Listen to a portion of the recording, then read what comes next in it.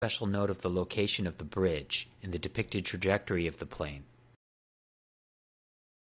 But don't forget, although the Southern Approach heading reported by the NTSB does match with what was reported by the 9/11 Commission, the final altitude reported was 699 feet above sea level, making the final descent and pull-up to hit the light poles and be low in level as shown in the Department of Defense 2006 release security video physically impossible.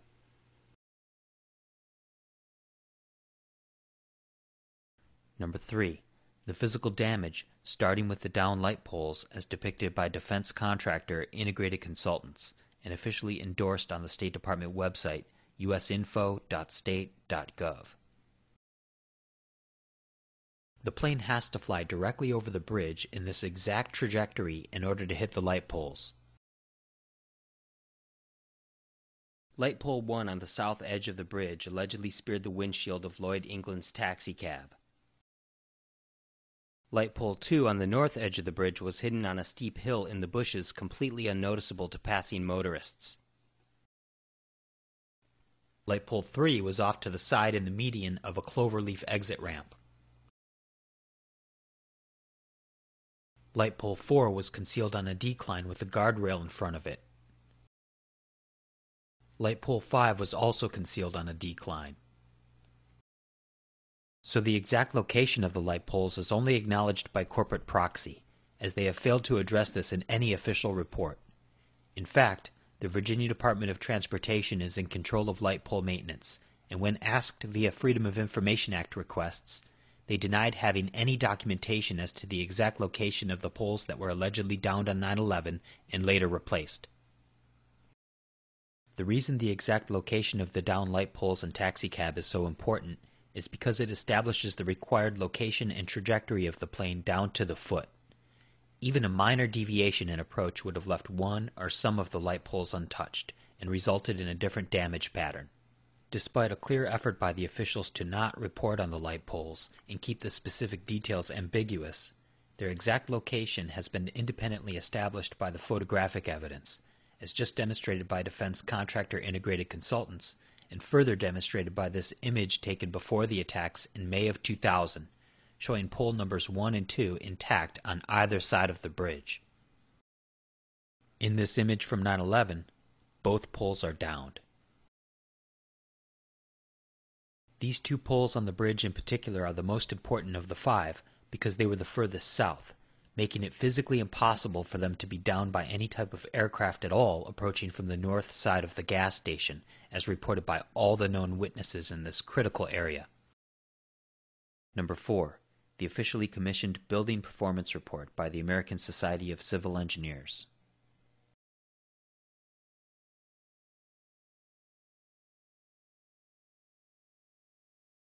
They published the following images depicting a southern approach angle of the plane.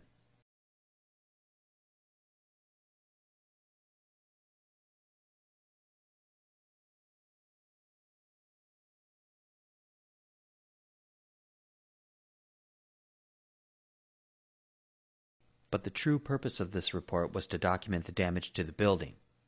They covered each and every damaged column and depicted the overall damage as being directional, exclusively requiring the depicted southern approach angle of the plane as referenced in all official data and reports and published in these images. Note the definitive trajectory of the damage to the building depicted.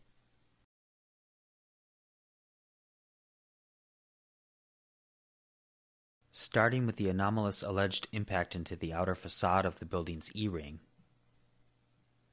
ending with the curious, almost perfectly round alleged exit hole in the C-ring.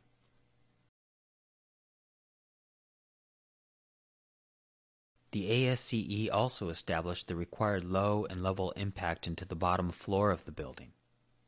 They reported on page 28, quote, "The aircraft seems for the most part to have slipped between the first floor slab, on grade, and the second floor."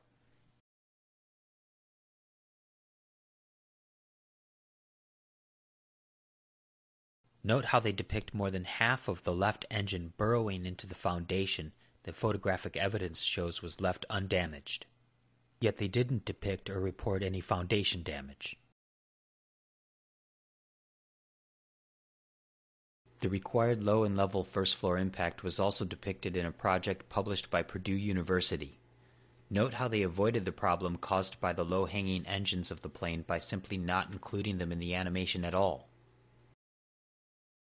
The plane absolutely has to be south of the Navy Annex, south of the gas station, and directly over the Route 27 overpass bridge to hit the light poles and cause the low and level directional damage to the building as documented and reported.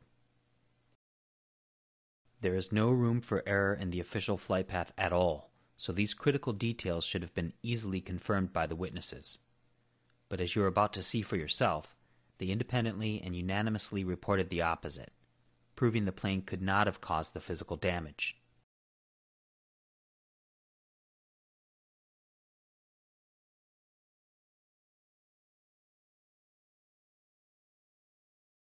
Virtually all of the following first-hand witness accounts were video recorded on location, and they have been categorized into 5 separate and opposing vantage points. Many of these same witnesses were officially recorded by the Center for Military History or the Library of Congress only weeks after the event, placing the plane in the same location. This eliminates the notion that their accounts are inaccurate from faded memory due to the amount of time between the event and their recorded independent interviews a few years later. The independent interviews in this presentation have been edited for conciseness, but the complete interviews, as well as the transcripts and recordings of all referenced official interviews, are available to view for free at citizeninvestigationteam.com. Vantage point number 1, from the south side of the Navy Annex.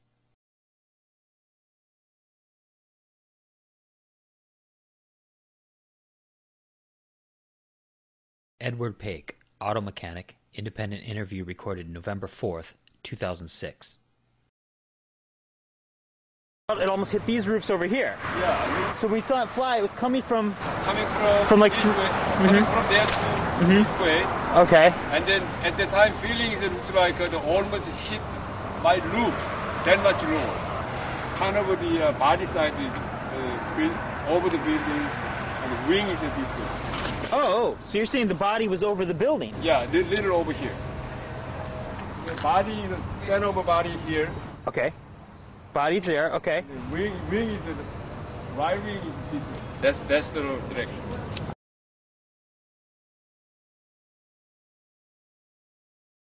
All of Ed's illustrations have the entire plane crossing to the north side of Columbia Pike, headed directly over the Navy Annex.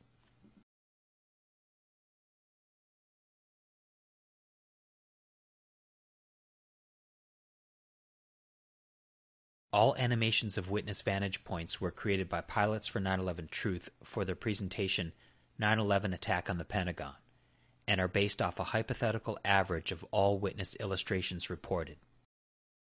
This is a reconstruction of what Ed describes. Note how the aircraft continues directly over the Navy Annex as illustrated by Edward. If the aircraft were on the south path, as required by the physical damage and official data, this is what Ed would have seen from his position. Ed does not describe anything as such, and has the entire plane on the north side of Columbia Pike, and directly over the Navy Annex, where it was picked up by the next witness, who is an aviator, adding professional credibility to his account. Terry Morin, Program Manager for Sparta Inc. at the Navy Annex.